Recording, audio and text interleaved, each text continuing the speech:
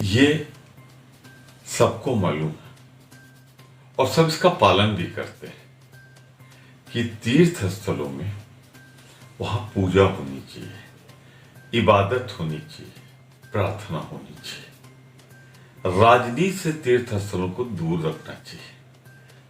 पर प्रधानमंत्री पद पे बैठा हुआ मोदी जी जैसी शख्सियत आज दुनिया ने देखा कि कैसा दुरुपयोग किया है उन्होंने बाबा केदारनाथ की पवित्रता को भंग किया है।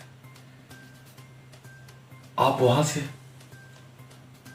जो राजनीतिक बातें आपने बोली है वो कम से कम 4 धाम में से एक बद्री केदार में तो शोभा नहीं देती थी। मोदी जी आपको नहीं बोलना चाहिए था।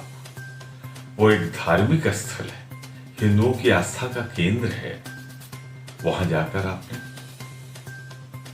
एक राजनीतिक भाषण दिया। ना आपकी नीति सही थी, ना आपकी नीयत सही थी, ना आपका नजरिया सही था। आप जानते हैं बाबा केदारनाथ की पवित्रता भंग करने पे